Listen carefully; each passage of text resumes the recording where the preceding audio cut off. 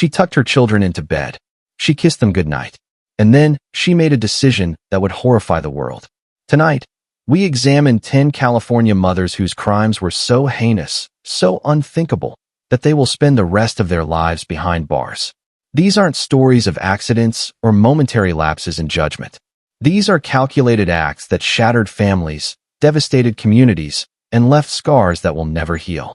I'm your host at Unfiltered Cold Cases, and what you're about to hear will challenge everything you thought you knew about maternal instinct. Before we begin this deep investigation into the darkest corners of the human psyche, please hit that subscribe button and ring the notification bell so you never miss our in-depth coverage of the cases that changed criminal justice forever. And if you appreciate the extensive research that goes into every episode, give us a thumbs up and let us know in the comments which case impacted you the most. Case number 1. Theresa Knorr, the mother from hell. Our first case takes us back to the early 1980s in Sacramento, California, where behind the closed doors of an ordinary-looking house, a nightmare was unfolding that would become one of the most disturbing cases of parental abuse in American history. Theresa Knorr was born Theresa Jimmy Cross on March 14, 1946, in Sacramento. By all early accounts, she seemed destined for a normal life. She married young, had children, and from the outside, appeared to be building a typical American family. But inside Theresa's mind, something dark was growing, a paranoia, a rage, and a capacity for violence that would eventually consume her own children. By the mid-1980s, Theresa had 6 children, 3 daughters, and 3 sons. She had been married multiple times, and each relationship had ended in violence and acrimony. But it was her daughters, Susan, Sheila, and Terry, who would bear the worst of their mother's brutality. Theresa's paranoia centered around a bizarre delusion. She became convinced that her daughters were witches who were trying to steal her youth and beauty. This wasn't a metaphorical belief. Theresa genuinely thought her daughters possessed supernatural powers and were using them against her. This delusion, combined with her violent temper and complete lack of maternal instinct, created a toxic environment where torture became routine. Susan Knorr, the eldest daughter, became the primary target of her mother's rage. In 1982, when Susan was just 16 years old, Theresa shot her in the chest during one of their many violent confrontations. But instead of taking her daughter to a hospital, Theresa let the wound fester. For months, Susan suffered in agony as the bullet remained lodged in her body, the wound becoming infected. Theresa's response to her daughter's suffering was not compassion, but paranoia. She became convinced that if anyone discovered what she had done, she would go to prison. So she made a decision that would seal her fate as one of California's most notorious criminals. In the summer of 1984, Theresa ordered her 2 sons, Robert and William, to take their sister Susan on a drive. The boys, who had been raised in this environment of terror and abuse, complied with their mother's orders. They drove their emaciated, suffering sister to the Squaw Valley area near Lake Tahoe. There, following their mother's instructions, they left Susan in a remote location. But Theresa's cruelty didn't end there. She had doused her daughter with gasoline and ordered her sons to set Susan on fire. The boys, traumatized and controlled by their mother's domination, did as they were told. Susan Knorr burned to death in the California wilderness, alone and in unimaginable pain. She was just 17 years old. You would think that the murder of one child would be enough to satisfy even the most depraved killer. But for Theresa Knorr, Susan's death was merely the first chapter in her reign of terror. 16-year-old Sheila Knorr became her mother's next target. Like her sister before her, Sheila was subjected to horrific abuse. Theresa, still convinced her daughters were witches, began to torture Sheila with increasing frequency and severity. She would bind her daughter, lock her in closets for days without food or water, and beat her mercilessly. In June of 1985, less than a year after Susan's murder, Theresa decided that Sheila, too, had to die. Once again, she enlisted her sons as accomplices. Robert and William, now fully traumatized and under their mother's complete psychological control, took their sister Sheila on another drive. This time, they drove to the Angeles National Forest in Southern California. There, in another remote location, they left Sheila's body after she had died from the effects of prolonged starvation, dehydration, and abuse. Her body was so emaciated when found that forensic experts had difficulty determining her exact cause of death. 2 daughters dead. And for years, no one knew. Theresa Knorr, the youngest daughter, and the remaining sons lived in constant fear. Terry, who had witnessed everything, eventually managed to escape her mother's house in 1986. For years, she tried to bury the memories of what had happened to her sisters. The trauma was too great, the fear too overwhelming.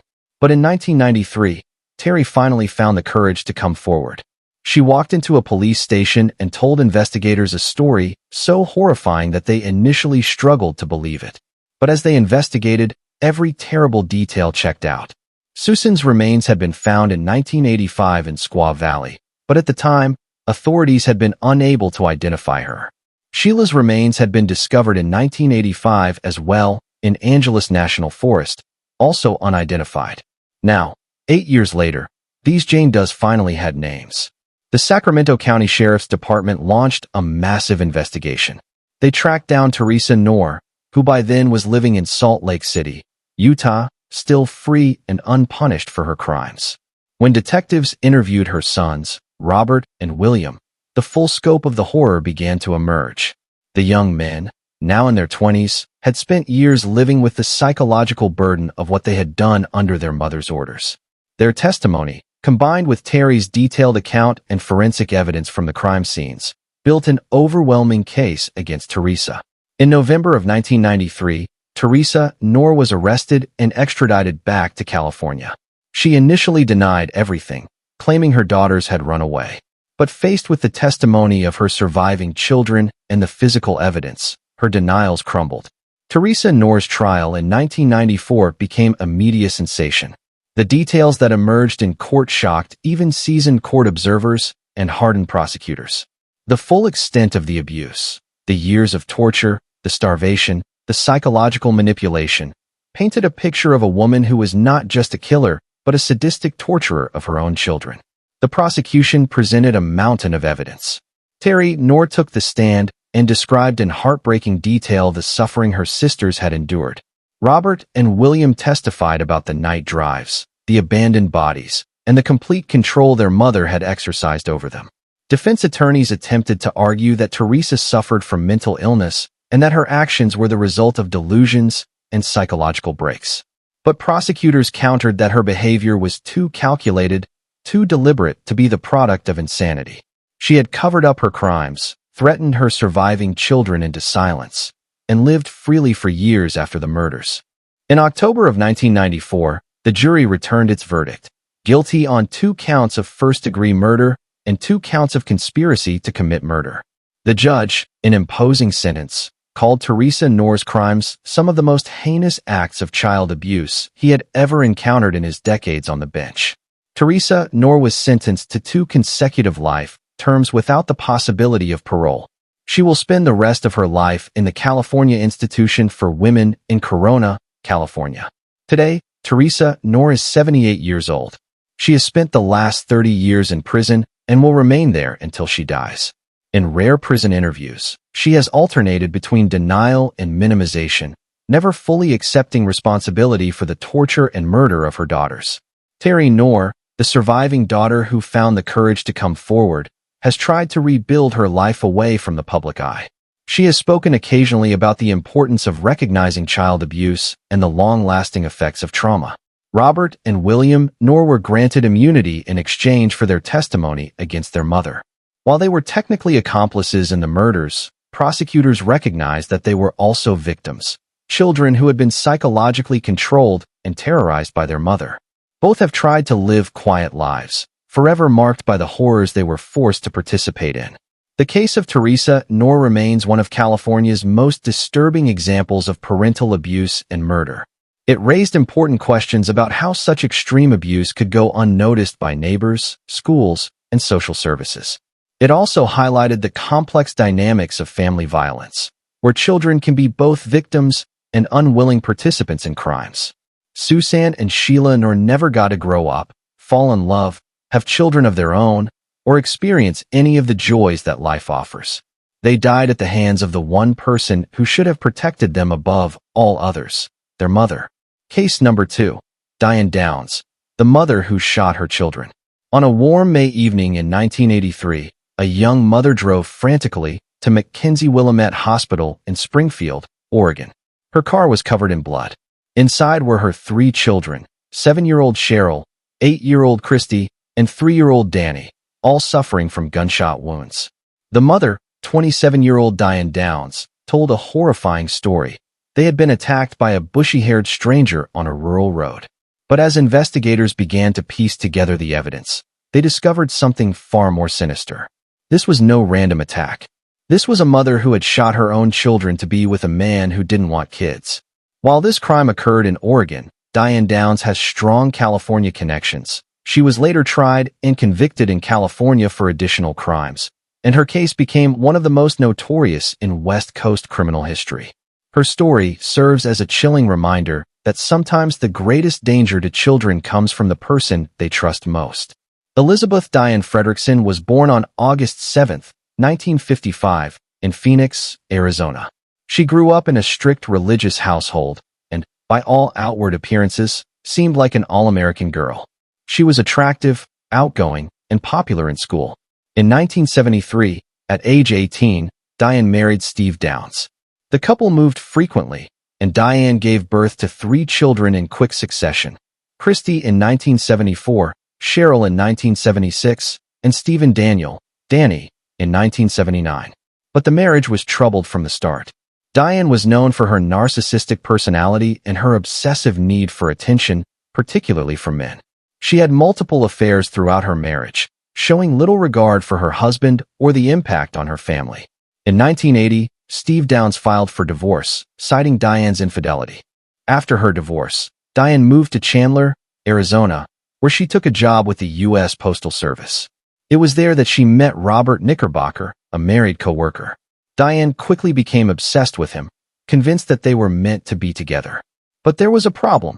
Robert made it clear that while he was interested in a casual relationship with Diane, he had no intention of leaving his wife, and he definitely didn't want to take on the responsibility of another man's children.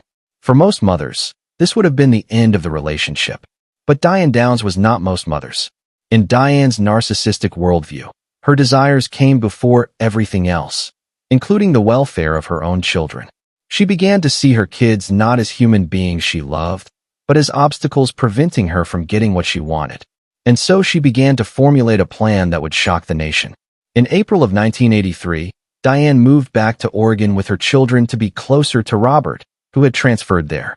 She continued to pursue him obsessively, but he continued to reject her as long as she had children. The rejection fueled her rage and her desperation. On the evening of May 19, 1983, Diane loaded her 3 children into her red Nissan and drove out onto Old Mohawk Road, a rural area near Springfield, Oregon. What happened next would become one of the most infamous crimes in American history. According to Diane's initial story, as they were driving on the isolated road, they encountered a shaggy-haired stranger who flagged them down. When she stopped, he allegedly approached the car and demanded her keys. When she refused, he shot all 3 children and wounded her in the arm before fleeing into the darkness. Diane then drove her bleeding children at a leisurely pace to the hospital. A drive that should have taken 5 minutes took over 20. When she arrived, her demeanor shocked the medical staff. While her children were fighting for their lives, Diane seemed strangely calm, almost detached. She showed more interest in calling Robert than in her children's conditions. 7-year-old Cheryl was dead on arrival. 8-year-old Christy had been shot in the chest and suffered a stroke that left her unable to speak. 3-year-old Danny was paralyzed from the waist down from a gunshot wound to his spine. Detective Dick Tracy, yes, that was really his name, of the Lane County Sheriff's Office was assigned to the case. From the very beginning, something about Diane's story didn't add up. First, there was the crime scene itself. Despite Diane's claim that they had been attacked on the road, there was surprisingly little blood evidence at the location she indicated. The blood evidence was concentrated in and around her car, suggesting the shooting had occurred inside the vehicle. Second, there was Diane's behavior.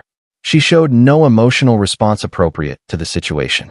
When being interviewed about the attack that killed 1 child and critically wounded 2 others, she giggled, smiled, and seemed more concerned with her appearance than with her children. Third, There was the wound on Diane's arm. Doctors noted that it was superficial, almost as if it had been self-inflicted to support her story. The trajectory of the bullet didn't match her claim about where the shooter had been standing. Fourth, and most damningly, there was the timeline. Why had Diane taken so long to get to the hospital? Why had she driven slowly with 3 critically injured children in her car? Witnesses reported seeing her car moving at normal speed, not racing to get help. As Detective Tracy dug deeper, he learned about Robert Knickerbocker and Diane's obsession with him. He learned about Robert's statement that he didn't want to be involved with a woman who had children. The motive became crystal clear. In the months following the shooting, Christy Downs slowly recovered from her physical injuries. But the psychological trauma of what she had experienced was profound. She had been rendered unable to speak by the stroke she suffered after being shot. But gradually, with extensive therapy, Christy began to regain her ability to communicate. And in October of 1983, nearly 5 months after the shooting, Christy told investigators what really happened that night. There had been no bushy-haired stranger. Her mother had pulled the car over on the isolated road and, without warning or explanation, had pulled out a gun and started shooting. Christy had watched as her mother shot her sister Cheryl, shot her brother Danny, and then shot her. Christy had looked into her mother's eyes as Diane pointed the gun at her and pulled the trigger. It was this testimony, the testimony of a child identifying her own mother as the person who tried to kill her, that would seal Diane Downs' fate. On February 28, 1984, nearly 9 months after the shooting, Diane Downs was arrested and charged with 1 count of murder and 2 counts of attempted murder. The case had garnered national attention, and the trial, which began in May of 1984, was closely watched across the country. The prosecution's case was devastating. They presented evidence of Diane's obsession with Robert Knickerbocker, his rejection of her because of her children, and the physical evidence that contradicted her story about the mysterious stranger. They showed the jury Diane's diary entries, which revealed a woman completely lacking in maternal feeling and obsessed with a man to the exclusion of everything else. But the most powerful testimony came from Christy herself. Now 9 years old, Christy took the stand and, in a quiet but firm voice, identified her mother as the shooter. The courtroom was silent as this brave child recounted the nightmare of watching her mother shoot her and her siblings. The defense tried to discredit Christy's testimony, suggesting that her memories had been implanted by investigators. They argued that Diane loved her children and would never harm them. But the evidence was overwhelming. On June 17, 1984, after 4 hours of deliberation, the jury returned guilty verdicts on all counts. Diane showed no emotion as the verdicts were read. At sentencing, the judge imposed life in prison plus 50 years. Diane Downs would be eligible for parole after serving 25 years, but the judge made it clear that he hoped she would never be released. The story didn't end there. While awaiting trial in Oregon, Diane had become pregnant. She had managed to have a brief sexual encounter during a transfer between facilities. This pregnancy became a national controversy. Many people were outraged that a woman who had murdered 1 child and attempted to murder 2 others was being allowed to give birth to another. The baby, a girl, was born in May of 1984 and was immediately adopted. Diane showed no attachment to the child, viewing the pregnancy primarily as a way to generate sympathy and media attention. In 1987, while serving her sentence at the Oregon Women's Correctional Center, Diane Downs escaped. She was recaptured 10 days later, hiding in a house about 20 miles from the prison. She had been planning to flee to Mexico. Following the escape, Diane was transferred to Clinton Correctional Facility in New Jersey for security reasons. But her connection to California came later through her oldest daughter, Becky Babcock, the baby born while Diane was awaiting trial. In the decades since the crime, both Christy and Danny Downs, who legally changed their last names, have tried to live private lives. They were adopted by Fred Hughey, the Lane County prosecutor who convicted their mother and his wife. Both have spoken occasionally about their experiences, with Christy noting that she has forgiven her mother, though she believes Diane should remain in prison. Becky Babcock, the daughter born while Diane awaited trial, eventually sought out information about her biological mother. In 2017, she wrote a book about her experience discovering that her mother was one of America's most notorious criminals. Becky has been vocal about her belief that Diane Downs should never be released from prison. Diane Downs herself has been eligible for parole multiple times, with hearings in 2008, 2010, and 2020. Each time, she has been denied. At her hearings, she has continued to maintain her innocence, claiming she was the victim of a corrupt prosecution. Parole boards have consistently found her to be lacking in remorse and to pose a continued danger to society. The Diane Downs case changed the way law enforcement and psychologists think about maternal filicide, the killing of children by their mothers. Prior to this case, there was a tendency to assume that women who killed their children must be suffering from postpartum psychosis or other serious mental illnesses. But Diane Downs demonstrated that some mothers kill their children for purely selfish reasons, convenience, romantic obsession, or simply because the children are obstacles to getting what they want. Her narcissistic personality disorder and complete lack of empathy made her children expendable in pursuit of her desires. The case also highlighted the importance of believing child witnesses. Christy Downs' testimony was initially met with skepticism by some who thought a child couldn't possibly be a reliable witness, especially when identifying her own mother as the attacker. But Christy's account proved to be accurate and was corroborated by all the physical evidence. Today, Diane Downs, now 69 years old, remains incarcerated. She continues to maintain her innocence in various interviews and correspondence, showing no remorse for her actions. Her next parole hearing is scheduled for 2025, but legal experts believe she has virtually no chance of being released. Cheryl Downs never got to grow up. Danny and Christy survived, but carry physical and psychological scars that will last a lifetime. And the world learned a terrible lesson. Sometimes the most dangerous person in a child's life is the one who gave them life. Case number 3. Angela Stoldt, the body in the barrel. In the seemingly peaceful coastal town of Arroyo Grande, California, a horrific discovery in the fall of 1999 would reveal a mother's capacity for unthinkable evil and a conspiracy that had hidden a brutal murder for months.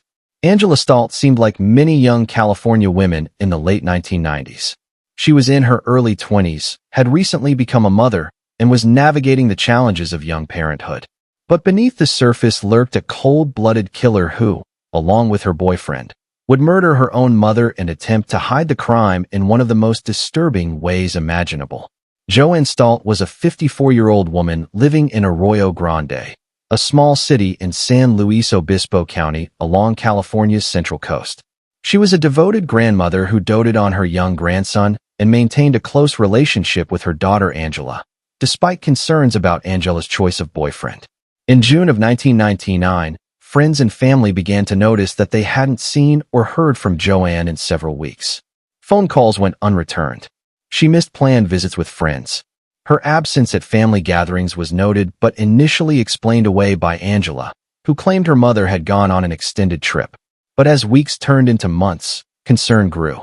Joanne's friends contacted local authorities, reporting that something didn't feel right. She wouldn't simply disappear without telling anyone, they insisted. She was too connected to her family and friends, too involved in her grandson's life. San Luis Obispo County Sheriff's detectives began looking into Joanne Stoldt's disappearance in the summer of 1999. What they found immediately raised red flags. Joanne's bank accounts showed no activity after early June. Her mail was piling up. Her car hadn't been seen.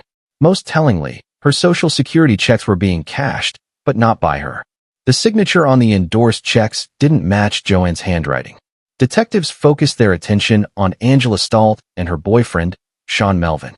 The couple had been living with Joanne in the months before her disappearance, and they were the last people known to have seen her alive.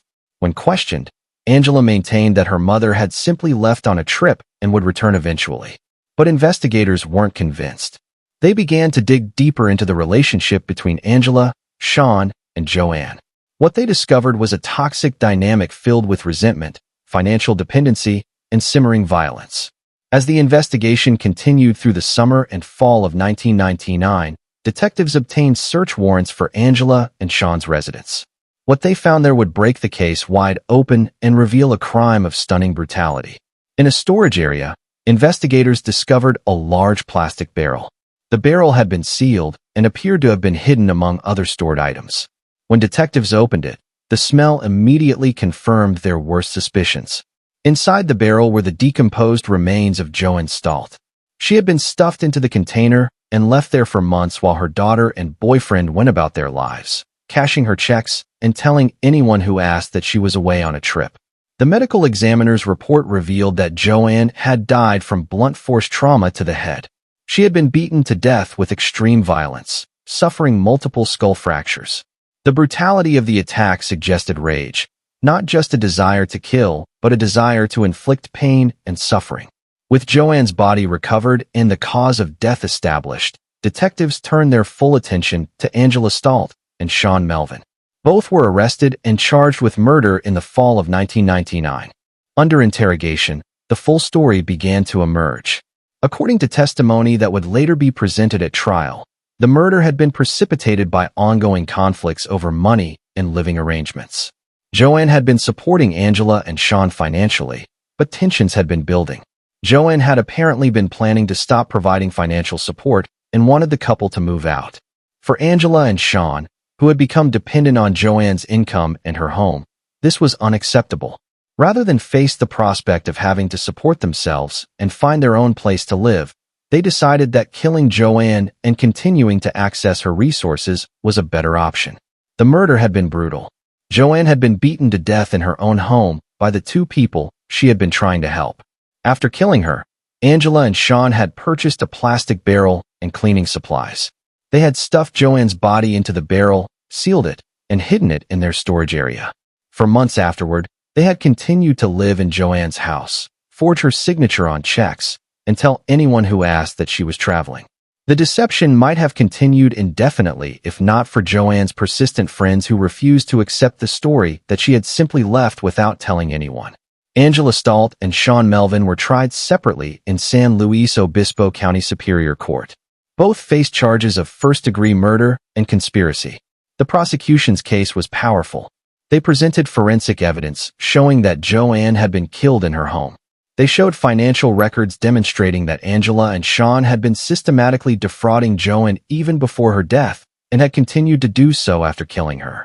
They presented testimony from friends and family members who described Angela's cold responses to questions about her mother's whereabouts. Most damningly, they presented evidence of the barrel itself, the container in which a daughter had stuffed her mother's body and left it to decompose while she went on with her life. The defense attempted to argue that Sean Melvin had been the primary aggressor and that Angela had been under his influence. But prosecutors countered that Angela had been an active and willing participant in both the murder and the cover-up. She had helped dispose of her mother's body. She had forged her mother's signature on checks. She had lied repeatedly to investigators. This was not a woman who had been coerced. This was a woman who had chosen greed and convenience over her mother's life. In 2000, both Angela Stoldt and Sean Melvin were convicted of first-degree murder. Both were sentenced to life in prison without the possibility of parole. Angela Stoldt is currently serving her sentence at the Central California Women's Facility in Jolla. She has been incarcerated for more than 20 years and will remain behind bars for the rest of her life. In the years since her conviction, Angela has granted few interviews and has shown little remorse for her actions. In the interviews she has given, she has attempted to minimize her role in the murder, suggesting that she was a victim of domestic violence and that Sean Melvin had been the driving force behind the crime. But court records and testimony from those who knew the couple paint a different picture. Angela was not a passive victim. She was an active participant who helped plan the murder, helped dispose of her mother's body, and helped perpetuate the fraud that followed. The fact that she could live for months with her mother's decomposing body hidden in her storage area demonstrates a level of callousness that defies comprehension. Sean Melvin is serving his sentence at California State Prison in Lancaster.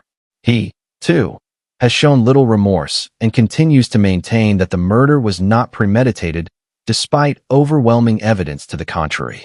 The murder of Joanne Stoldt devastated her family and friends. She was a woman who had tried to help her daughter and had paid for that generosity with her life. Her friends, who had raised the alarm about her disappearance, were haunted by thoughts of what she had endured in her final moments, beaten to death by her own daughter and the man her daughter loved. The case also highlighted the particular horror of crimes where children kill their parents. While parricide is relatively rare, when it occurs it often involves financial motives, as in the Stoldt case. Angela Stoldt murdered her mother not out of mental illness or psychotic break, but out of simple greed and a desire to avoid responsibility. For the small community of Arroyo Grande, the case was a shock. This was a quiet coastal town where such brutal crimes were rare. The discovery that a woman had been murdered by her own daughter and left to decompose in a barrel while life went on normally around her shattered the community's sense of safety. The case remains one of California's most disturbing examples of matricide, the killing of one's mother. It serves as a dark reminder that sometimes the people we trust most, the people we give life to and sacrifice for, can turn on us with deadly consequences. Joanne Stoldt deserved better. She deserved to see her grandson grow up, to enjoy her retirement, to be surrounded by people who loved and appreciated her. Instead, she was murdered by the daughter she had raised and supported, her body hidden away as if she had never mattered at all. Angela Stoldt will never leave prison. She will never again know freedom, never again live a normal life. But for Joanne's family and friends, no sentence could ever truly deliver justice for what was taken from them. Case number 4. Dorothea Puente, the death house landlady.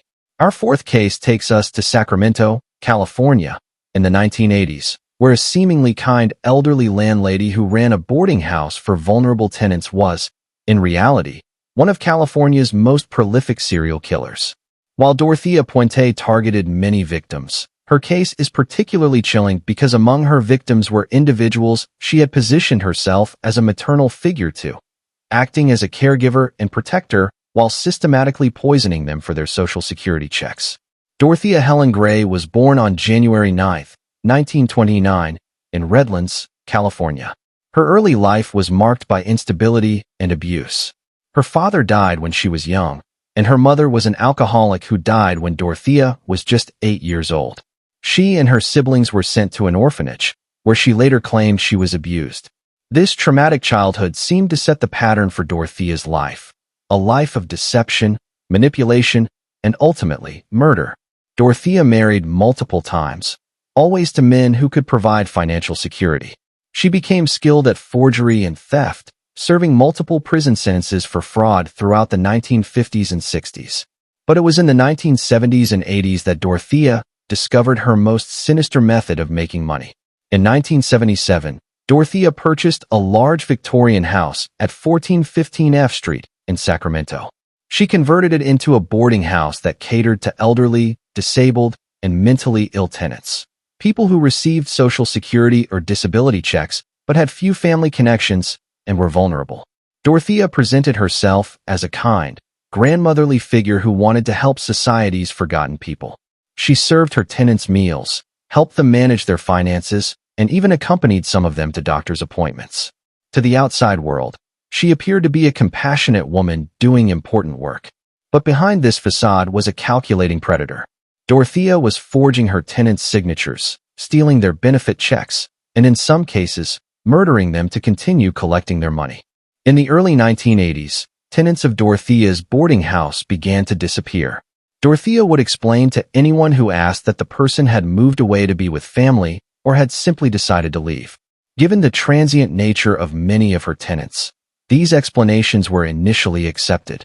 But social workers and parole officers began to notice a pattern. Too many of Dorothea's tenants were disappearing without a trace. In some cases, benefit checks continued to be cashed after the individuals were supposedly gone. One of Dorothea's early victims was Ruth Monroe, a 59-year-old woman who moved into the boarding house in 1982. Ruth was a former psychiatric patient who received disability benefits. Within months of moving in, Ruth was dead. Dorothea claimed she had died of natural causes, but no autopsy was performed. Dorothea quickly arranged for a cheap burial and continued to collect Ruth's checks. Another victim was Everson Gilmouth, a 77-year-old retiree who became romantically involved with Dorothea. In 1985, Everson moved into the boarding house. Within weeks, he was dead. Dorothea told people he had left to travel, but his body was later found buried near the Sacramento River, wrapped in a sleeping bag. In November of 1988, social worker Judy Moise became concerned about one of her clients, 51-year-old Alvaro Bert Montoya, a mentally disabled man who had moved into Dorothea's boarding house. Bert had disappeared, and Dorothea's explanations were inconsistent and suspicious. Moise contacted the Sacramento Police Department, and Detective John Cabrera was assigned to investigate. When Cabrera arrived at 1415 F Street to question Dorothea, he was met by a sweet-looking elderly woman who seemed genuinely concerned about her missing tenant. But Detective Cabrera's instincts told him something was wrong. He obtained a search warrant and returned on November 11, 1988, with a team of officers and cadaver dogs. What they found in Dorothea Puente's backyard would shock the nation. As investigators began excavating Dorothea's carefully maintained garden, they made a gruesome discovery. Buried in the yard were human remains, not just one body, but multiple bodies, all in various stages of decomposition. Over the course of the excavation, police unearthed 7 bodies from the property. The victims had been buried in makeshift graves, some wrapped in fabric or plastic. The garden that Dorothea had tended so carefully was actually a graveyard for her victims. The bodies were identified as former tenants of the boarding house. Bullet operator Leona Carpenter, age 78. Bullet operator Dorothy Miller, age 64. Bullet operator Benjamin Fink, age 55. Bullet operator James Gallup, age 62. Bullet operator Vera Faye Martin, age 64. Bullet operator Betty Palmer, age 78. Bullet operator Alvaro Montoya, age 51, the man whose disappearance had triggered the investigation. Toxicology reports showed that several of the victims had been poisoned with Dalmane and other drugs. Dorothea had been slipping lethal doses of medication into their food and drinks, then burying them in her yard and continuing to collect their benefit checks. During the excavation, Dorothea was allowed to leave the property to get coffee. Detective Cabrera made what he later called the biggest mistake of his career. He let her go unescorted. Dorothea immediately fled. For 4 days, Dorothea Puente was on the run. She took a taxi to Los Angeles, checking into a cheap hotel under a fake name. But her face had been plastered across every news broadcast in California. A man recognized her in a bar and contacted police. On November 17, 1988, Dorothea Puente was arrested without incident. When taken into custody, she was calm and cooperative, still maintaining the persona of a harmless old lady. Dorothea Puente's trial began in February of 1993 in Monterey County. The venue had been changed due to pre-trial publicity in Sacramento. The prosecution charged her with 9 murders, including the 7 bodies found on her property and 2 others, Ruth Monroe and Everson Gilmouth. The trial lasted 5 months and became a media spectacle. Prosecutors presented overwhelming evidence of Dorothea's pattern of theft, fraud, and murder. They showed how she had systematically targeted vulnerable people, earned their trust, poisoned them, buried them in her yard, and then continued to forge their signatures and cash their checks. The defense argued that the deaths were due to natural causes or accidental overdoses, and that Dorothea had merely panicked and buried the bodies to avoid trouble. They portrayed her as a woman who had genuinely tried to help these forgotten members of society. The jury didn't buy it. On August 26, 1993, after 24 days of deliberation, they returned guilty verdicts on 3 counts of first-degree murder, the deaths of Dorothy Miller, Benjamin Fink, and Leona Carpenter. They deadlocked on the other 6 counts, unable to reach unanimous verdicts. Because the jury couldn't agree on special circumstances that would have made Dorothea eligible for the death penalty, she was sentenced to life in prison without the possibility of parole. Dorothea Puente spent the rest of her life at Central California Women's Facility in Jolla. Even in prison, she maintained her innocence, insisting that her tenants had died of natural causes and that she had only buried them to avoid problems with authorities. She gave occasional interviews, always presenting herself as a victim of circumstance. She claimed to have cared deeply for her tenants and to have been unfairly vilified.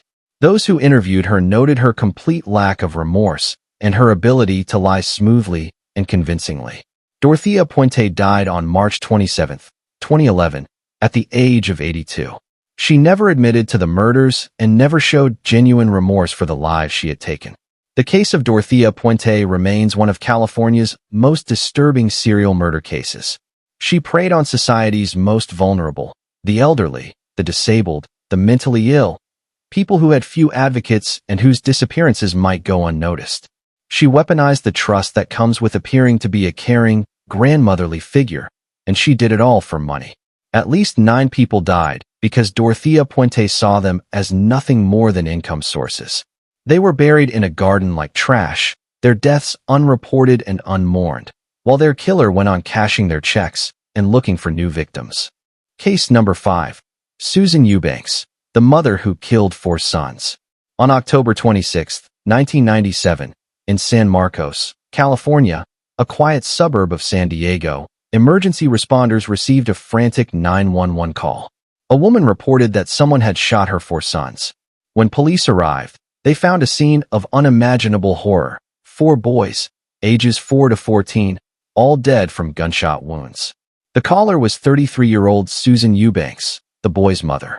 She claimed that her estranged husband had committed the murders, but investigators quickly determined that Susan herself had systematically executed her 4 children, one by one, in a crime motivated by rage, jealousy, and a desire for revenge against her ex-husband.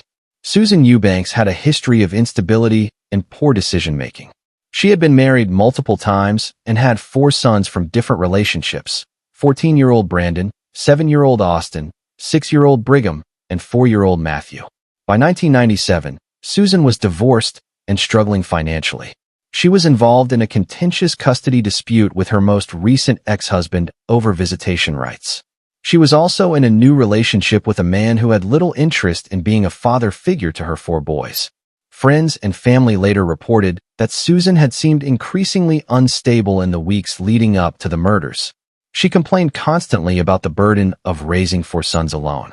She expressed resentment that her ex-husband had moved on with his life while she was stuck with the children. She made disturbing comments suggesting that her sons would be better off without her. On the morning of October 26, 1997, Susan armed herself with a handgun.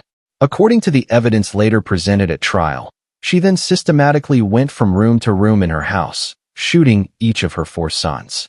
14-year-old Brandon was shot while in bed. 7-year-old Austin was shot in the kitchen. 6-year-old Brigham was shot in his bedroom. 4-year-old Matthew, the youngest, was shot last. The murders were not impulsive or accidental. Each child was shot execution style, at close range. The evidence suggested that Susan had pursued at least one of the children as he tried to flee, shooting him as he attempted to escape from his mother. After killing all 4 boys, Susan called 911 and claimed that her ex-husband had broken into the house and committed the murders. She attempted to stage the scene to support this story, but investigators immediately saw through the deception. San Diego County Sheriff's detectives who responded to the scene quickly identified inconsistencies in Susan's story. There was no evidence of forced entry. The positioning of the bodies and the bullet trajectories didn't support her account of an intruder. Gunshot residue tests on Susan's hands came back positive. Most damningly, neighbors reported that they had not seen anyone else enter or leave the house that morning. Susan's ex-husband was quickly located and had an ironclad alibi. He was at work at the time of the murders, with multiple witnesses who could confirm his whereabouts. When confronted with these facts, Susan's story began to change. She offered multiple explanations, each contradicting the last. Finally, she admitted that she had killed her sons, but claimed it was an accident or that she had been in some kind of dissociative state. But the evidence told a different story. This was no accident. Susan had loaded the gun, gone from room to room, and deliberately shot each child. She had then attempted to blame her ex-husband for the crime. This was premeditated murder, pure and simple. As investigators dug into Susan's background and interviewed people who knew her, a disturbing picture emerged. Susan had killed her sons not because she was mentally ill or suffering from postpartum psychosis, but because she was angry at her ex-husband and wanted to hurt him in the worst way possible.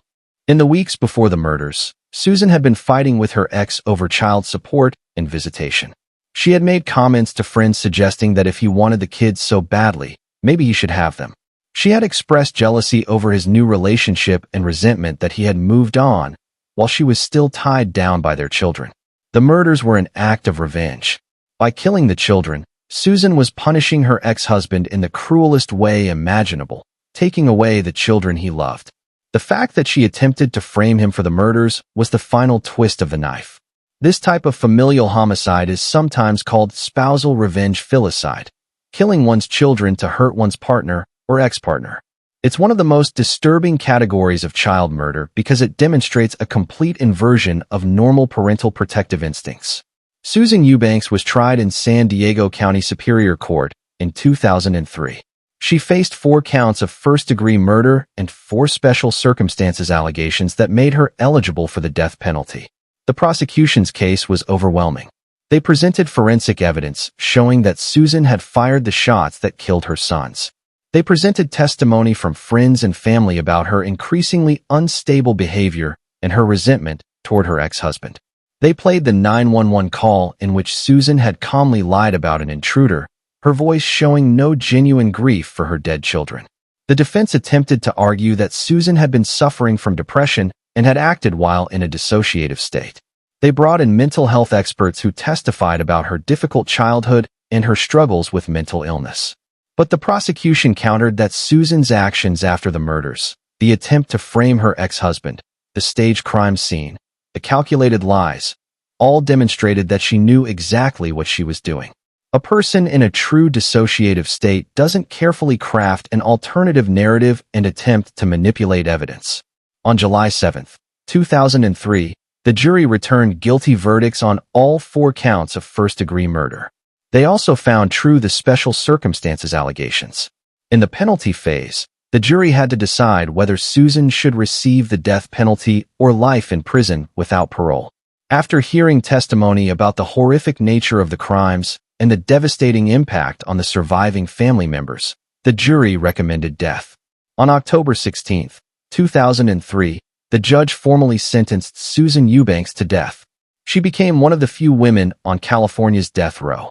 Susan Eubanks is currently housed at Central California Women's Facility in Jolla, where California's female death row inmates are held. She has been there for over 20 years, and given California's moratorium on executions and the lengthy appeals process, she will likely die of natural causes before any execution date is set. In prison, Susan has continued to maintain various versions of her story, sometimes claiming she doesn't remember the murders, other times suggesting she was framed. She has never expressed genuine remorse or accepted full responsibility for killing her 4 sons. The boy's father and other family members have spoken out over the years about the devastating impact of the murders. For children, Brandon, Austin, Brigham, and Matthew had their lives stolen by the one person who should have protected them above all others. They never got to grow up, graduate from school, fall in love, or pursue their dreams. The Susan Eubanks case is part of a disturbing pattern of family annihilators, parents who kill their own children, often as part of a murder-suicide attempt or as an act of revenge against a partner.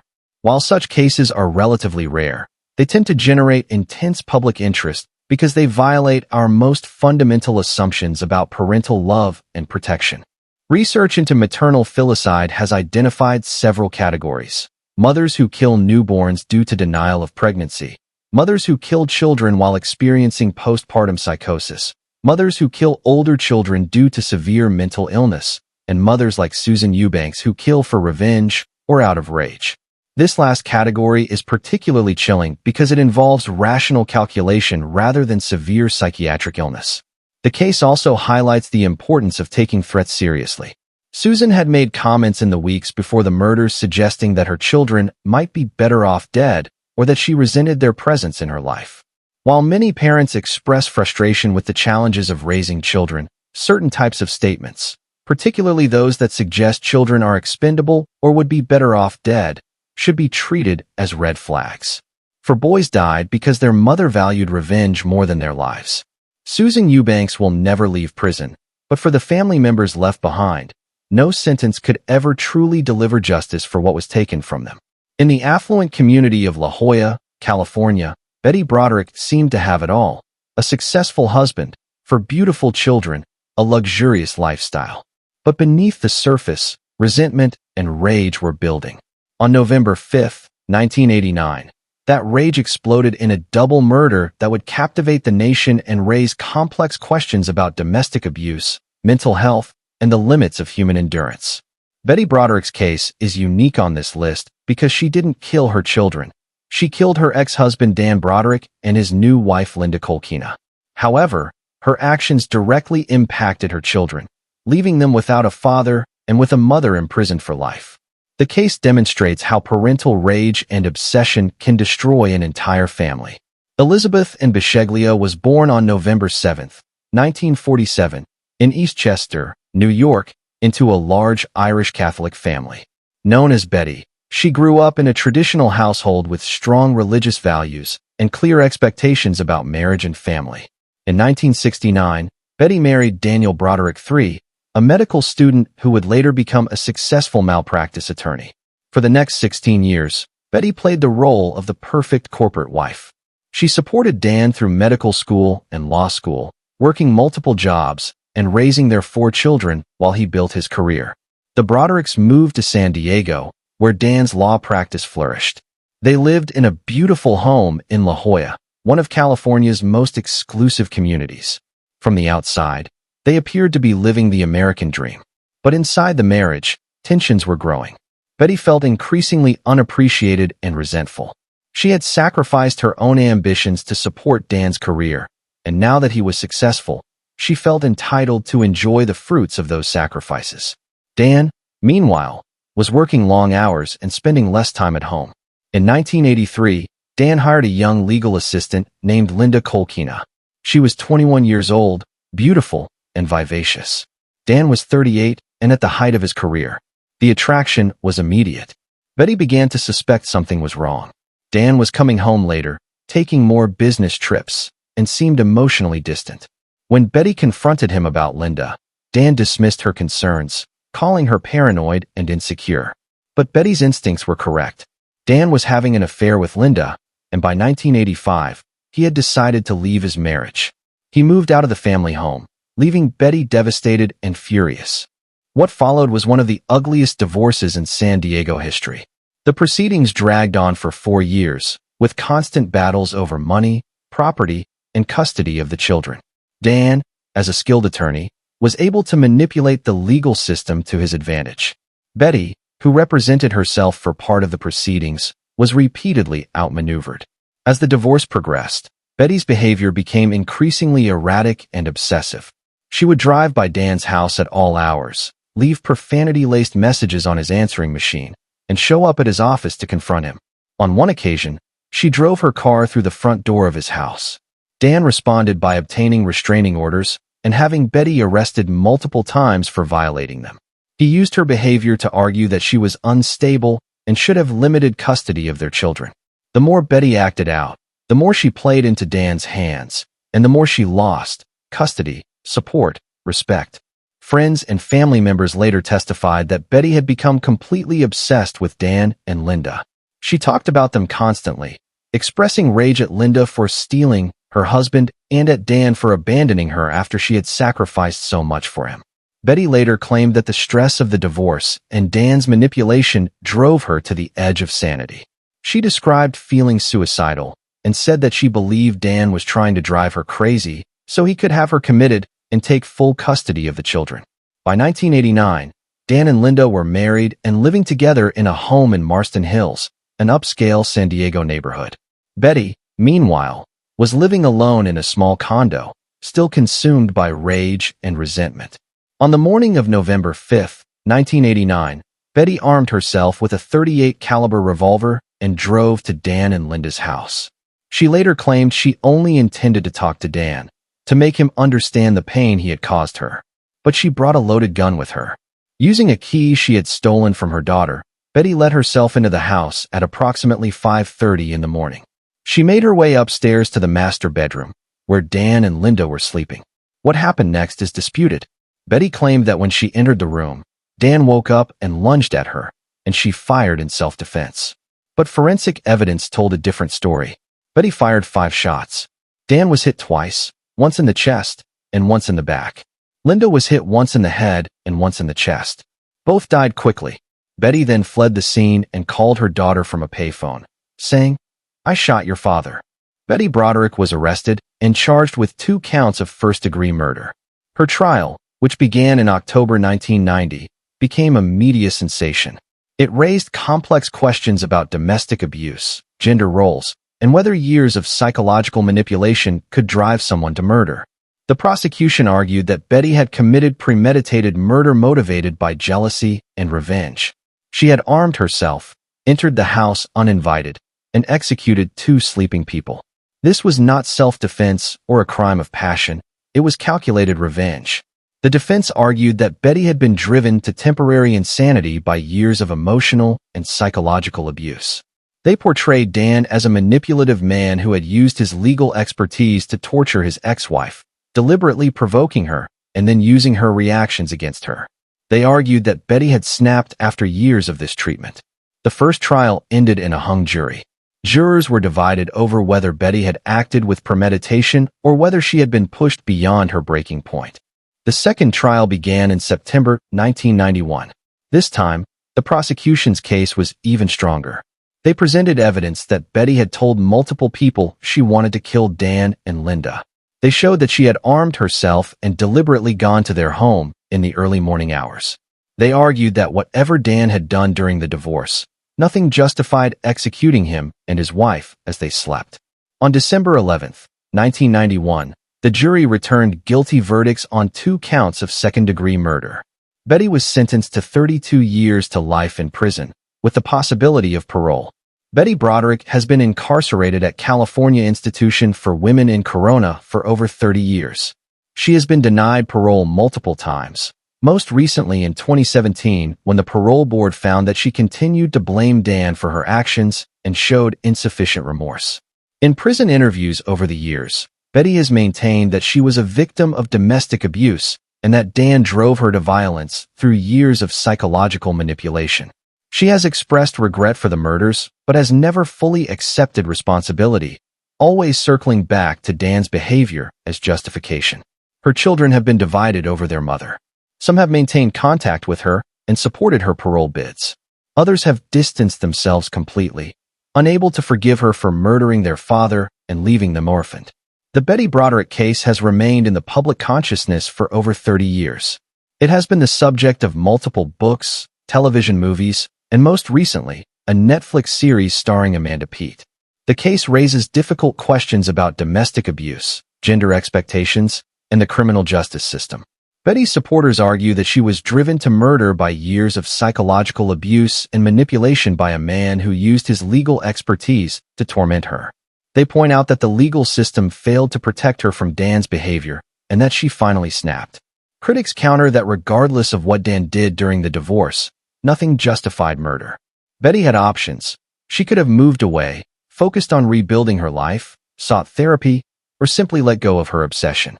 Instead, she chose to arm herself, break into her ex-husband's home, and shoot him and his wife as they slept. The case also highlights the devastating impact of parental crime on children. Betty's 4 children lost their father to murder and their mother to prison. They had to grow up with the stigma of having a mother who was one of California's most notorious killers. The eldest daughter has spoken publicly about the trauma of that morning when her mother called to say she had shot her father. Betty Broderick's next parole hearing is scheduled for 2027. She will be 79 years old. Whether she will ever be released remains to be seen, but she has already spent more than 3 decades behind bars, longer than her marriage to Dan lasted. 2 people are dead. 4 children grew up without parents. And a woman who once had everything will likely die in prison, consumed to the end by the rage and resentment that defined her final years. Case number 7. Virginia McGrath, the Child Protective Services horror. In 2001, in Riverside County, California, authorities made a horrifying discovery that would expose one of the worst cases of child abuse and murder in state history. Virginia McGrath, a foster mother who had been entrusted with caring for vulnerable children, had instead subjected them to systematic torture and ultimately murdered one of her foster children. This case is particularly disturbing because Virginia McGrath had been approved by the state's Child Protective Services to care for children. The system designed to protect vulnerable kids had instead delivered them into the hands of a monster. Virginia McGrath and her husband Robert ran a foster home in Riverside County. They had been approved to care for foster children despite warning signs that should have disqualified them. Virginia had a history of mental health issues and a controlling, abusive personality. But the foster care system, overwhelmed with cases and desperate for homes, had approved them anyway. Over several years, The McGraths took in multiple foster children. These were already vulnerable kids, children who had been removed from abusive homes or whose parents couldn't care for them. They had been placed with the McGraths with the expectation that they would receive love, care, and stability. Instead, they entered a house of horrors. According to testimony from surviving foster children, Virginia McGrath ran her household like a prison camp. Children were subjected to bizarre punishments, severe physical abuse, and psychological torture. They were denied adequate food, forced to perform excessive physical exercises as punishment, and beaten regularly. One foster child, a young boy named Joel, became the primary target of Virginia's cruelty. Joel had special needs and behavioral issues, which seemed to enrage Virginia. She viewed him as defiant and deliberately difficult, rather than as a child who needed specialized care. Virginia's punishments for Joel escalated over time. She would force him to stand for hours without moving. She would deny him food for days at a time. She would beat him with various objects. And through it all, she would berate him, telling him he was worthless and that no one would ever love him. The other foster children in the home were forced to watch these punishments, creating an atmosphere of terror. They knew that if they spoke up or tried to help Joel, they would become targets themselves. In July of 2001, Virginia McGrath's abuse of Joel crossed the line from torture into murder. After days of being denied food and water and subjected to constant physical abuse, Joel collapsed. Instead of calling for medical help, Virginia locked him in a room and left him there. By the time Virginia finally called 911, Joel was dead. He was just 7 years old. His small body showed signs of prolonged abuse, bruises in various stages of healing, evidence of malnutrition, and injuries consistent with repeated beatings. When paramedics arrived, Virginia claimed that Joel had simply become sick and died. But the medical examiner quickly determined that Joel's death was not natural.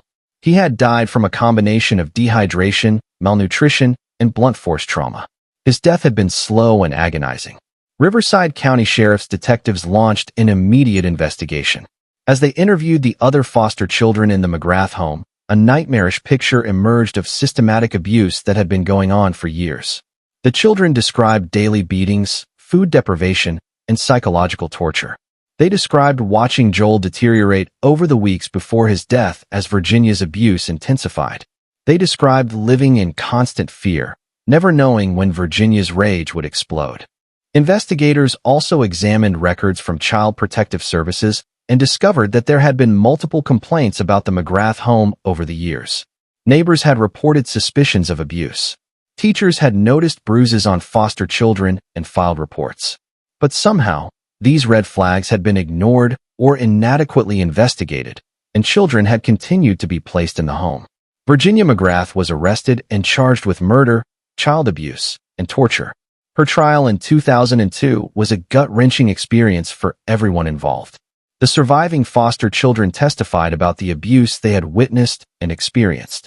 Medical experts described Joel's injuries and the suffering he must have endured before his death. The prosecution argued that Virginia McGrath was a sadistic abuser who had viewed the vulnerable children in her care as objects to be controlled and punished. She had murdered Joel through a pattern of systematic abuse and neglect. The defense attempted to argue that Virginia had mental health issues and that Joel's death had been accidental. But the evidence of prolonged, deliberate abuse was overwhelming. In November of 2002, the jury returned guilty verdicts on all counts. Virginia McGrath was sentenced to life in prison without the possibility of parole. The Virginia McGrath case exposed serious failures in California's foster care system. How had a woman with her history of mental health issues been approved as a foster parent? Why had complaints about abuse been ignored? Why had children continued to be placed in a home where abuse was occurring? In the wake of the case, Riverside County conducted an extensive review of its foster care oversight procedures. Reforms were implemented to improve screening of potential foster parents and to ensure that complaints of abuse were properly investigated. But for Joel and the other children who had suffered in the McGrath home, these reforms came too late. Joel was dead, and the surviving children carried psychological scars that would last a lifetime.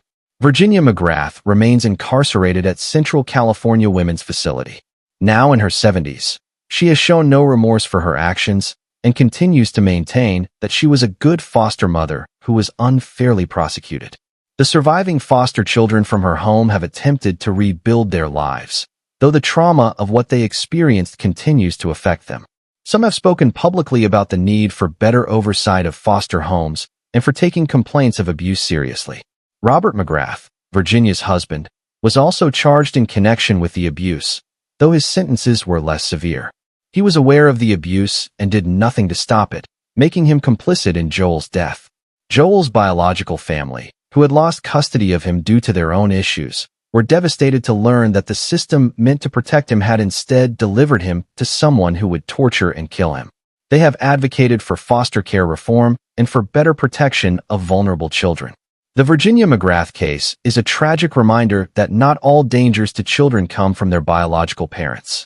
Sometimes, the system meant to protect children can fail catastrophically, placing them in situations that are as bad as or worse than the ones they were removed from. It also highlights the particular vulnerability of foster children, who often have no advocates and whose complaints may not be taken seriously. Many foster children have been removed from their homes precisely because they reported abuse, so when they're placed in a new home and experience abuse again, they may not report it because they've learned that adults don't always believe them or protect them. Virginia McGrath will never leave prison. She will die behind bars, a fate she richly deserves. But Joel will never grow up. He will never experience the love and stability that every child deserves. He died believing he was worthless and unloved, tortured by the woman who was supposed to care for him. Case number 8. Kelly Silk, the Craigslist murder. In 2016, in the quiet Orange County community of Huntington Beach, California, a young mother named Kelly Silk made a decision that would shock her community and land her in prison for the rest of her life. She murdered her infant son and attempted to sell his body parts on Craigslist. This case represents one of the most disturbing examples of maternal violence in recent California history, combining elements of mental illness, drug abuse, and a level of depravity that defies comprehension.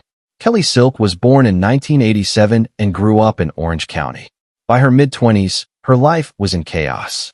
She struggled with drug addiction, particularly methamphetamine, which had taken over her life. She had multiple children from different relationships, and she was unable to provide stable care for any of them. In 2015, Kelly gave birth to a son. She named him Christopher. From the beginning, it was clear that Kelly was not capable of caring for an infant. She was using drugs heavily throughout her pregnancy and continued to use after Christopher was born. Child Protective Services had been called multiple times regarding her other children, but somehow Christopher remained in her care. Friends and family later reported that Kelly seemed to resent Christopher. She complained about him constantly, saying he cried too much and demanded too much attention. She showed little maternal affection and seemed to view him as a burden rather than a child to be loved and protected. In March of 2016, when Christopher was just 6 months old, Kelly's drug use and mental state had deteriorated to a critical point. According to evidence presented at trial, Kelly, in a drug-induced state, killed her infant son. The exact method and circumstances of Christopher's death were disputed, but medical evidence showed that he died from blunt force trauma and neglect. Kelly had either struck him or allowed him to be injured, and then failed to seek medical care, resulting in his death. What Kelly did next shocked, even hardened investigators. Instead of calling for help or attempting to report Christopher's death as an accident, Kelly dismembered his body. She then attempted to sell his remains on Craigslist, advertising them as organic meat. Kelly's horrifying crime came to light when a Craigslist user who saw her advertisement became suspicious and contacted police. The ad was vague but disturbing, offering what appeared to be human remains for sale. Huntington Beach Police Department investigators traced the ad to Kelly's residence. When they arrived to question her, they found evidence of Christopher's murder and dismemberment. Kelly initially denied everything, but faced with physical evidence, she eventually confessed. The investigation revealed that Kelly had been high on methamphetamine when she killed Christopher. In her distorted state, she had somehow conceived the idea of dismembering his body and selling it. Whether she actually believed she could get away with this, or whether her judgment was so impaired that she couldn't think clearly is unclear. Kelly Silk was charged with first-degree murder, abuse of a corpse, and attempted sale of human remains. Her trial in 2017 was brief but horrifying. The evidence against her was overwhelming, and the details that emerged in court were so disturbing that even experienced court reporters struggled to maintain their composure. The prosecution argued that Kelly had murdered Christopher in a fit of rage or neglect related to her drug use, and then had attempted to dispose of his body in the most callous way imaginable. They presented evidence of Kelly's drug use, her history of neglecting her children, and her complete lack of maternal attachment to Christopher. The defense attempted to argue that Kelly had been suffering from drug-induced psychosis and didn't understand what she was doing. They brought in psychiatric experts who testified about the effects of methamphetamine on judgment and reality testing. But the prosecution countered that regardless of Kelly's mental state, her actions demonstrated a level of depravity and callousness that warranted the maximum punishment. She had murdered an innocent baby and then attempted to profit from his death. The jury deliberated for less than 2 days before returning guilty verdicts on all counts. The judge, in imposing sentence, called Kelly Silk's crimes among the most depraved and heinous acts he had encountered in his career on the bench. Kelly Silk was sentenced to life in prison without the possibility of parole. At the sentencing hearing, several family members spoke about Christopher, the baby boy who never got a chance at life, who was murdered by the person who should have protected him above all others. Kelly Silk is currently incarcerated at Central California Women's Facility in Jolla. She has been in prison for over 7 years and will remain there for the rest of her life. In the few interviews she has given, she has expressed remorse for her actions, attributing them to her drug addiction and mental illness. However, legal experts and psychologists who have reviewed her case note that while drug addiction and mental illness can impair judgment, they rarely lead to the kind of calculated, cold-blooded actions Kelly displayed. The dismemberment of Christopher's body and the attempt to sell his remains on Craigslist required a level of planning and execution that suggests Kelly was more aware of her actions than she later claimed. Christopher's other family members, including his father and grandparents, have struggled with the horror of what happened to him. A 6-month-old baby, completely helpless and dependent on his mother for survival, was instead murdered and desecrated by her. The trauma of this knowledge has been devastating for everyone who loved Christopher. The Kelly Silk case highlights the dangerous intersection of drug addiction and child welfare. Methamphetamine, in particular, is known to cause severe psychological effects, including paranoia, psychosis, and violent behavior. Users can experience dramatic changes in personality and a complete loss of empathy and normal human emotion. In the years since Kelly's conviction, Orange County has implemented more aggressive interventions for parents struggling with substance abuse. Child Protective Services now conducts more thorough drug screenings and monitoring of at-risk families. But the question remains, how did Kelly Silk retain custody of Christopher despite her obvious drug addiction and inability to care for her other children? The case also raised questions about the adequacy of California's mental health and addiction treatment resources. Kelly had been in and out of treatment programs, but none had been able to help her overcome her addiction. By the time Christopher was born, she was deeply entrenched in drug use, and the system had failed to protect her child from her. Many experts who have reviewed the Kelly Silk case believe Christopher's death was preventable.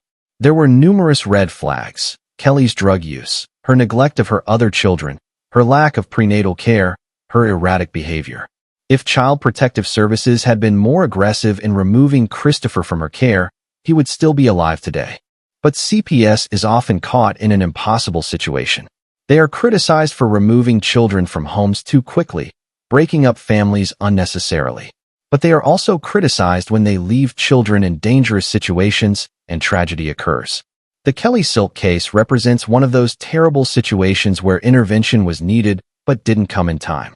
Christopher Silk was just 6 months old when his life was stolen from him. He never learned to crawl, never said his first word, never experienced the love and security that every child deserves. He was failed by the system meant to protect him and murdered by the woman who gave him life. Kelly Silk will spend the rest of her life in prison, but no punishment could ever truly balance the scales for what she took from Christopher and from the world. Case number 9. Catherine Keogh, the Garden Grove mutilation case. On July 11, 2011, in Garden Grove, California, emergency responders received a frantic 911 call. A man had been drugged, tied to a bed, and mutilated by his wife in an act of revenge so shocking that it made international headlines. While Catherine Keogh didn't kill her victim, her crime was so heinous and her lack of remorse so complete that she received a life sentence and represents one of California's most disturbing cases of domestic violence.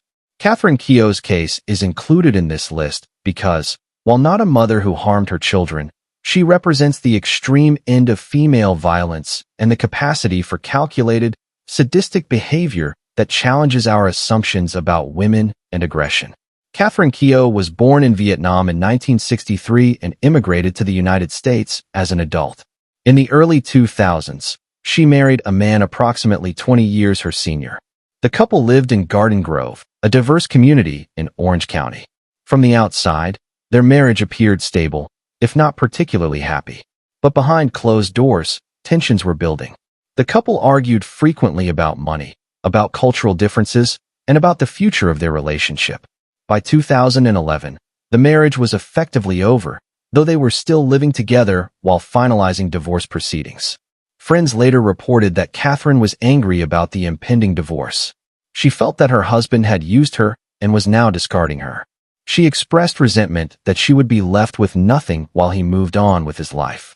Her anger grew increasingly intense as the divorce proceedings continued. On the evening of July 10, 2011, Catherine prepared a special dinner for her husband. She made his favorite meal and served him a drink. Unbeknownst to him, Catherine had laced the food with sleeping medication. As her husband ate dinner and began to feel drowsy, Catherine encouraged him to lie down. Once he was unconscious from the drugs, Catherine tied him securely to their bed. She then went to the kitchen and retrieved a 10-inch kitchen knife. What happened next was an act of such deliberate cruelty that it shocked even experienced law enforcement officers. Catherine used the knife to mutilate her husband in an irreversible way, removing his genitals. She then put the severed body parts into the garbage disposal and turned it on, destroying them completely. After committing this horrific act, Catherine calmly called 911, telling the dispatcher he deserved it. When police and paramedics arrived, they found the victim still tied to the bed, conscious and in unimaginable agony. The victim was rushed to the hospital, where surgeons did what they could to treat his injuries. He survived, but was permanently mutilated. The physical and psychological trauma of what Catherine had done to him would affect him for the rest of his life. Catherine was immediately arrested and charged with torture and aggravated mayhem. During police interrogation, she showed no remorse for her actions. She stated repeatedly that her husband deserved it for divorcing her. She seemed unable to understand why anyone would view her actions as wrong. In her mind, she had simply punished someone who had wronged her. Police investigators learned that Catherine had been planning the attack for some time. She had purchased the sleeping medication weeks in advance. She had researched methods of restraint. She had thought carefully about how to ensure her husband would be helpless and how to inflict maximum damage. This was not an impulsive act committed in the heat of passion. It was premeditated torture. Catherine Keogh's trial began in April of 2013 in Orange County Superior Court. The prosecution charged her with torture, aggravated mayhem, and assault with a deadly weapon. These charges carried potential sentences of life in prison. The prosecution's case was straightforward and overwhelming. They presented evidence of premeditation, including Catherine's purchase of sleeping pills weeks before the attack. They presented forensic evidence from the crime scene. Most powerfully, they presented testimony from the victim himself, who described the physical and psychological torment he had endured. The defense attempted to argue that Catherine had been suffering from mental illness and that her actions were the result of a psychotic break. They brought in psychiatric experts who testified that Catherine showed signs of paranoia and delusional thinking. They argued that she truly believed her husband deserved what she had done to him, and that this belief was evidence of mental illness. The prosecution countered that Catherine's careful planning and her ability to execute such a complex attack demonstrated that she was not legally insane. While she may have had personality disorders or other mental health issues, she knew what she was doing was wrong. She had hidden her preparations from her husband. She had drugged him to ensure he couldn't fight back, and she had called 911 afterward, knowing that what she had done was a serious crime. The jury agreed with the prosecution. On April 30th, 2013, they returned guilty verdicts on all charges. At sentencing, the judge called Catherine's crime reprehensible and noted that she had shown not a scintilla of remorse for the permanent damage she had inflicted. Catherine Keogh was sentenced to life in prison with the possibility of parole after 7 years. However, given the severity of her crime and her complete lack of remorse, parole experts believe she is unlikely to ever be released. The Catherine Keogh case generated intense media attention both in the United States and internationally. It became a flashpoint for discussions about domestic violence, gender dynamics, and the justice system's response to violence committed by women. Some commentators noted that if the genders had been reversed, if a man had drugged, restrained, and mutilated his wife, the public outrage would have been even more intense. They argued that there was a disturbing tendency to treat violence by women as somehow less serious or more justified than equivalent violence by men. Others pointed out that Catherine's case represented the extreme end of a spectrum of domestic violence that affects both men and women.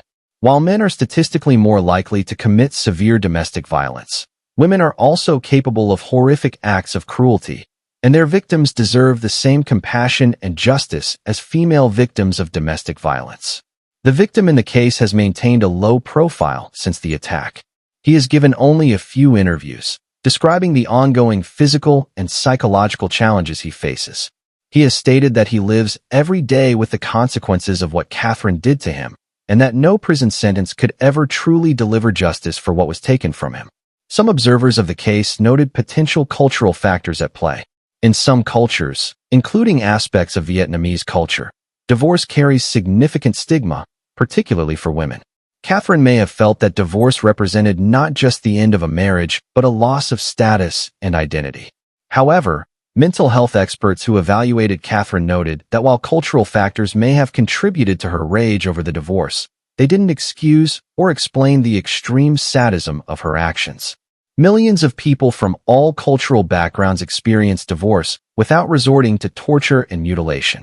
Catherine's complete lack of empathy for her victim, her inability to understand why her actions were wrong, and her continued insistence that he deserved what she did to him all suggest a personality disorder or other serious psychological issue that goes beyond cultural factors.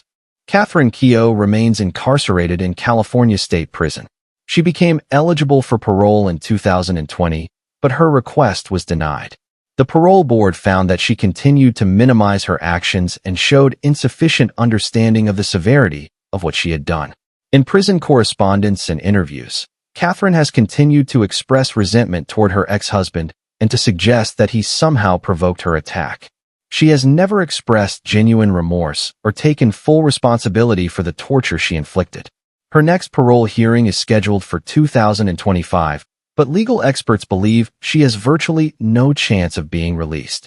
The severity of her crime, combined with her ongoing lack of remorse and victim blaming, makes her a continued danger to society. The Catherine Keogh case challenged many assumptions about domestic violence and gender. It demonstrated that women are capable of calculated, sadistic violence, and that male victims of domestic violence deserve the same compassion and support as female victims. The case also highlighted the importance of taking threats seriously. Catherine had made comments to friends about wanting to hurt her husband, but these threats were not reported to authorities. If they had been, intervention might have been possible before she carried out her plan. Finally, the case raised questions about mental health screening in divorce proceedings. Catherine's increasing instability and violent ideation in the months leading up to the attack might have been identified if there had been mental health evaluation as part of the divorce process. Catherine Keogh will likely spend the rest of her life in prison, a fate she earned through her own calculated cruelty. Her victim will spend the rest of his life dealing with the consequences of her actions.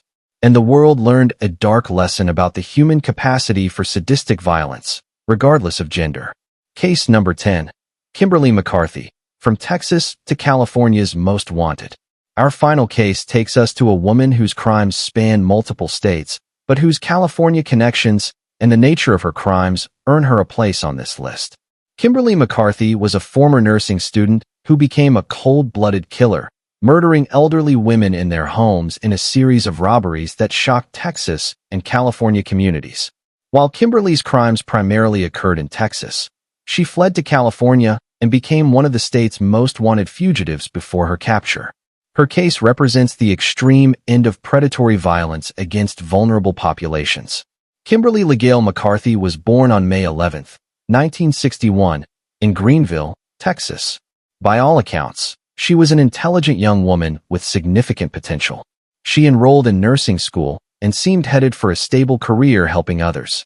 But beneath the surface, Kimberly was struggling with drug addiction. She began using crack cocaine in the late 1980s, and the addiction quickly took over her life. She dropped out of nursing school, lost her job, and became increasingly desperate for money to support her habit. By the early 1990s, Kimberly had turned to crime.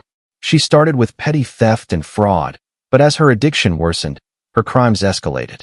She began to target elderly women, viewing them as easy marks for robbery. On July 21, 1997, Kimberly knocked on the door of 71-year-old Dorothy Booth in Lancaster, Texas.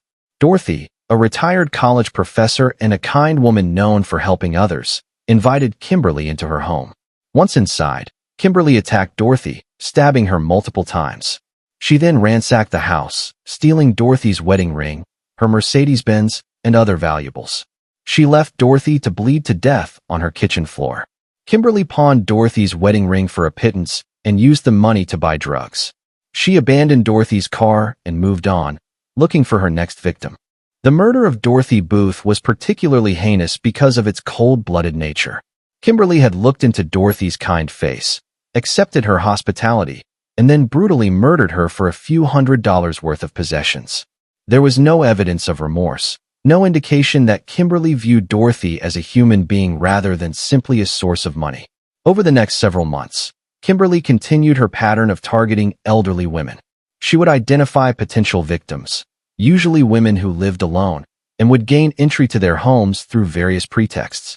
Once inside, she would rob them, and in some cases, she would murder them to avoid being identified. Her victims were women who had worked hard throughout their lives, who had raised families and contributed to their communities. They were in their retirement years, supposed to be enjoying the fruits of their labor.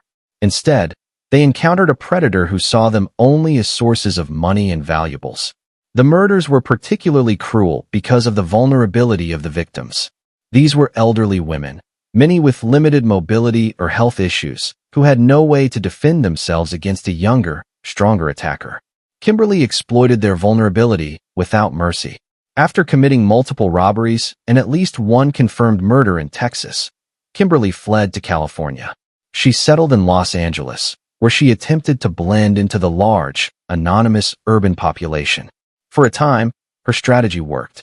She continued to support her drug habit through theft and fraud, always moving before authorities could catch up with her. She became one of California's most wanted fugitives, with law enforcement agencies across the state searching for her. But Kimberly's drug addiction made her reckless. She began pawning stolen items in shops across Los Angeles, creating a trail that investigators were able to follow. She also continued to target elderly victims in California, though she was more careful to avoid leaving witnesses. California law enforcement worked closely with Texas authorities to track Kimberly's movements. They distributed wanted posters, monitored pawn shops, and followed up on tips from the public. Slowly, they began to close in.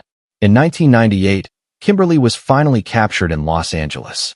She had attempted to pawn jewelry that was later identified as belonging to Dorothy Booth.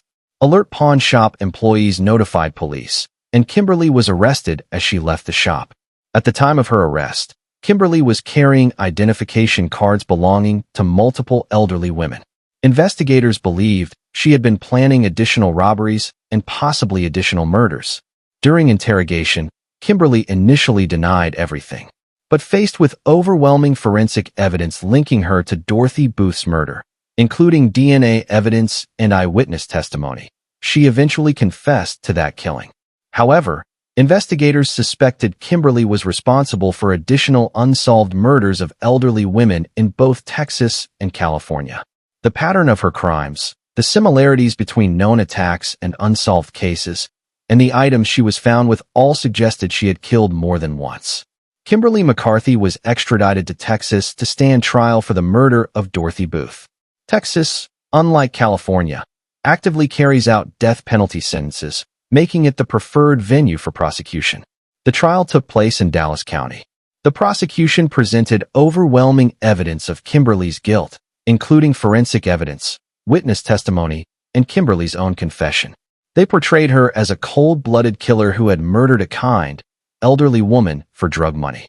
The defense attempted to argue that Kimberly's drug addiction had impaired her judgment and that she deserved mercy.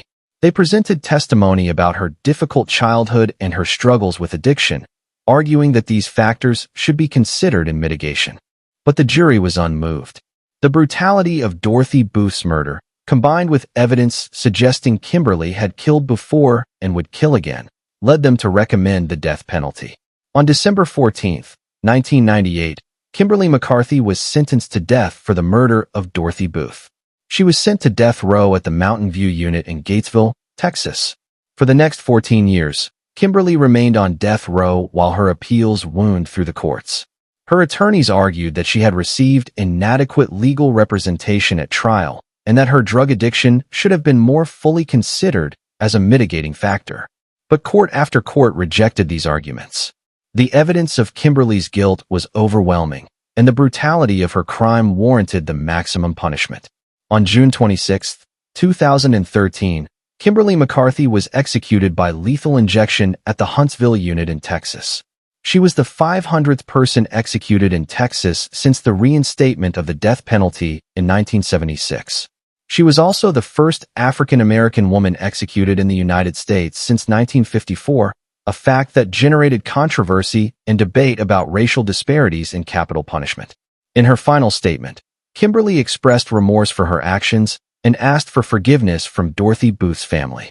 Whether this remorse was genuine or simply a final attempt at manipulation is unclear. What is clear is that her execution brought closure to Dorothy Booth's family after 16 years of waiting for justice. To this day, there are unsolved murders of elderly women in Texas and California that investigators believe may have been committed by Kimberly McCarthy. The patterns match her known crimes: elderly women living alone, violent robberies, stolen personal items later pawned. But without confessions or definitive forensic evidence, these cases remain officially unsolved.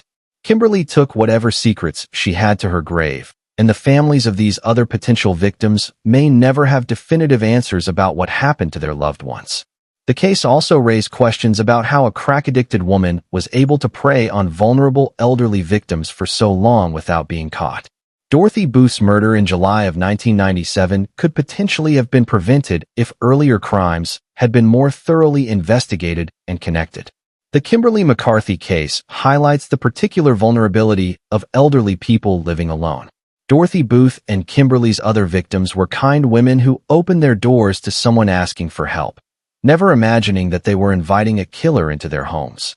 In the wake of Kimberly's crimes, many communities in Texas and California implemented programs to help protect elderly residents. These included neighborhood watch programs specifically focused on checking in on elderly neighbors, education campaigns about not opening doors to strangers, and improved emergency response systems for seniors living alone. The case also contributed to ongoing debates about the death penalty, particularly regarding racial disparities in its application. Kimberly's execution as the first African-American woman executed in nearly 60 years raised questions about whether race plays a role in who receives the death penalty and who is actually executed. For Dorothy Booth's family, Kimberly's execution provided a measure of closure. Dorothy had been a beloved mother, grandmother, professor, and community member. She had spent her life helping others, teaching students, and making her community better. She deserved to enjoy her retirement, to spend time with her grandchildren, to continue contributing to the world around her. Instead, she was murdered in her own home by a woman she had tried to help. Her death was senseless, brutal, and motivated by nothing more than greed and drug addiction. Kimberly McCarthy's execution ended a life that had been consumed by addiction and violence. She had wasted her considerable intelligence and potential, choosing drugs and crime over education and legitimate work. She had left a trail of victims, Dorothy Booth, and likely others, whose lives were cut short because of her selfish choices. 10 cases. 10 California mothers or women who committed crimes so heinous that they will never again know freedom. 10 stories that challenge our assumptions about maternal instinct, about the capacity for evil, and about the darkest corners of the human psyche. Theresa Knorr, who tortured and murdered her own daughters because she believed they were witches stealing her youth. Diane Downs, who shot her 3 children to be with a man who didn't want kids, killing one and permanently injuring the others. Angela Stoldt, who murdered her mother and stuffed her body in a barrel to continue stealing her money. Dorothea Puente, the boarding house landlady who poisoned vulnerable tenants and buried them in her garden. Susan Eubanks, who executed her 4 sons one by one in an act of revenge against her ex-husband. Betty Broderick, whose rage at her ex-husband led her to murder him and his new wife, leaving her children orphaned. Virginia McGrath, the foster mother who tortured and murdered a special needs child in her care. Kelly Silk, who murdered her infant son and attempted to sell his remains on Craigslist. Catherine Keogh, who drugged, restrained, and mutilated her husband in an act of sadistic revenge. And Kimberly McCarthy, who preyed on elderly women, murdering them in their homes for drug money. These women came from different backgrounds and committed different crimes, but they share certain characteristics. They all placed their own desires above the welfare of others. They all showed a stunning lack of empathy and remorse. And they all demonstrated that evil is not limited by gender. Women, like men, are capable of the most horrific acts imaginable. Their victims, children, elderly people, spouses, were people who should have been safe, who should have been protected, who should have been loved. Instead, they encountered violence from the people they trusted most. The cases we've examined today serve as reminders of several important truths. First, we must never ignore warning signs of abuse. In almost every case we've discussed, there were red flags concerning behavior, threats, signs of escalating violence that were either ignored or not taken seriously enough.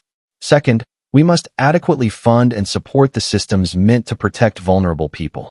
Child protective services, foster care oversight, adult protective services for the elderly. These systems are chronically underfunded and overwhelmed, and people die as a result. Third, we must challenge our assumptions about who is capable of violence. The idea that women are inherently nurturing and that mothers would never harm their children is not just wrong, it's dangerous. It leads to warning signs being dismissed and victims being disbelieved. Finally, we must remember the victims. Behind every sensational crime are real people whose lives were cut short, whose families were destroyed, whose potential was stolen.